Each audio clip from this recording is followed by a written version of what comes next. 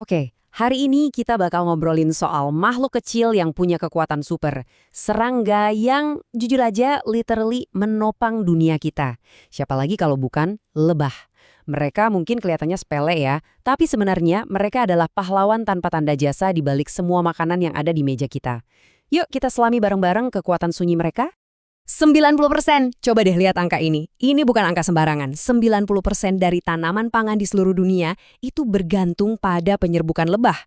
Bayangin aja, apel, stroberi, bahkan kopi yang mungkin lagi kamu minum sekarang, hampir semua buah dan sayur yang kita nikmati itu ada berkat kerja keras mereka.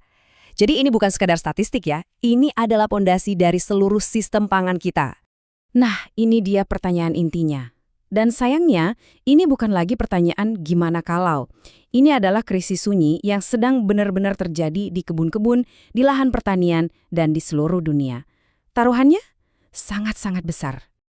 Oke, untuk bisa benar-benar paham ancaman yang mereka hadapi, kita harus masuk dulu ke dunia mereka yang luar biasa.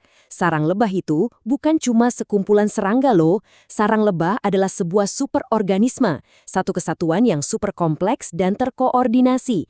Yuk, kita intip lebih dalam. Jadi, apa sih artinya superorganisme itu? Coba bayangin sebuah kota yang berjalan dengan efisiensi yang sempurna banget, di mana setiap warganya tahu persis apa tugas mereka dan melakukannya demi kebaikan bersama. Nah, itulah koloni lebah.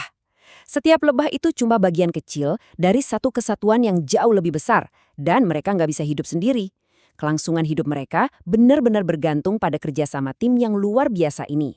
Superorganisme ini diatur jadi 3 kasta yang jelas banget perannya. Pertama, ada sang ratu. Bisa dibilang dia adalah jantung reproduksi koloni.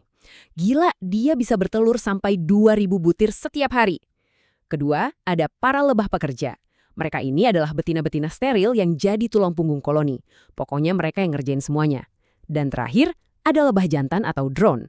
Misi mereka cuma satu, mengawini ratu baru. Sebuah tugas yang ironisnya sekaligus mengakhiri hidup mereka. Perkembangan setiap lebah juga disesuaikan banget sama perannya. Prosesnya itu namanya metamorfosis sempurna.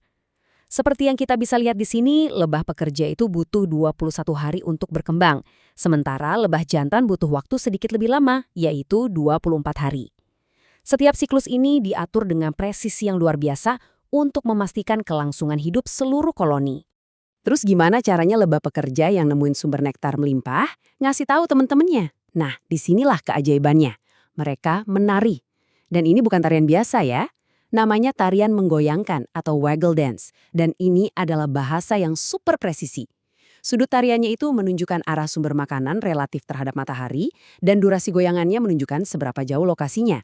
Ini benar-benar kayak sistem GPS biologis yang canggih banget. Kerja keras mereka nggak cuma membantu tanaman loh, mereka juga menghasilkan produk-produk yang luar biasa dan sangat berharga buat kita, manusia. Yuk kita lihat apa saja hadiah-hadiah dari sarang lebah ini. Yang paling penting untuk diingat adalah madu itu bukan sekedar nektar bunga. Madu itu adalah hasil transformasi. Jadi langkah pertama, lebah ngumpulin nektar dan mencampurnya dengan enzim khusus bernama invertase di dalam perut madu mereka. Langkah kedua adalah dehidrasi. Awalnya, nektar itu mengandung lebih dari 70% air. Para lebah pekerja kemudian akan mengepakkan sayap mereka tanpa henti untuk menguapkan air itu sampai kadarnya di bawah 20%. Terakhir, madu yang sudah kental ini disegel di dalam sel lilin, diawetkan dengan sempurna secara alami. Selain madu yang kita semua kenal, sarang lebah itu ibarat pabrik produk-produk menakjubkan lainnya. Ada royal jelly, makanan super khusus buat sang ratu, yang ternyata bagus buat kekebalan tubuh kita. Ada bee pollen, suplemen protein tinggi yang bisa meningkatkan stamina.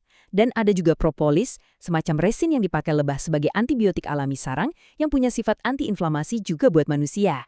Nah, sekarang kita masuk ke bagian yang lebih serius. Walaupun peran mereka sepenting itu, populasi lebah, khususnya di Indonesia, sedang menghadapi ancaman yang sangat nyata. Ini adalah sebuah krisis yang seringkali nggak terlihat, tapi dampaknya bisa sangat-sangat menghancurkan. Penyebabnya itu nggak cuma satu. Ini adalah kombinasi dari berbagai masalah yang saling terkait.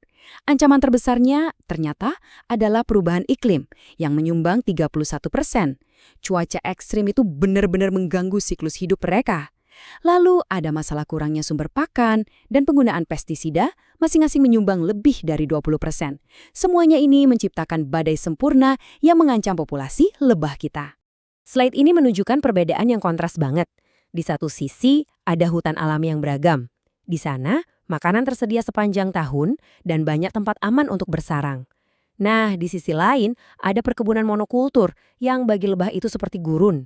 Sumber pakan cuma ada sesaat, nggak ada tempat bersarang, dan yang paling parah, konsentrasi pestisidanya tinggi banget. Kondisi seperti ini jelas melemahkan koloni dan membuat mereka gampang sakit.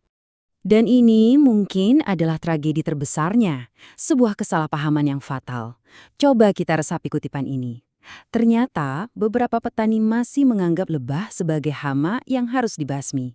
Pandangan yang keliru total ini secara langsung mengarah pada penggunaan pestisida yang justru membunuh sekutu terpenting mereka sendiri di ladang. Ironis banget kan?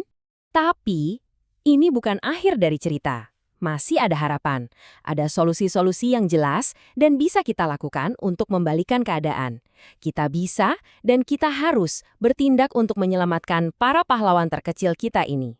Para peneliti sebenarnya sudah menyusun peta jalan yang jelas untuk pemulihan populasi lebah. Strateginya berfokus pada 4 pilar utama. Pertama, melindungi hutan alami dan menghentikan alih fungsi lahan.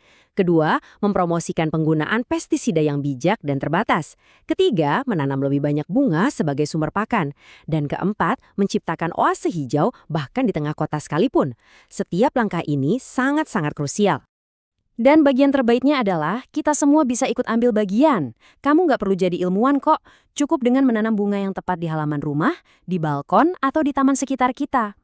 Tanaman seperti air mata pengantin, kenikir, bunga matahari, bahkan pohon mangga dan nangka itu semua menyediakan sumber pakan yang vital banget bagi lebah.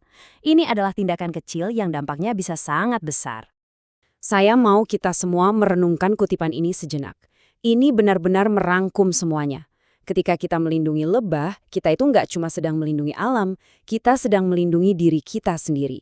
Kita melindungi pasokan makanan kita, kesehatan ekosistem kita, dan pada akhirnya masa depan kita sendiri.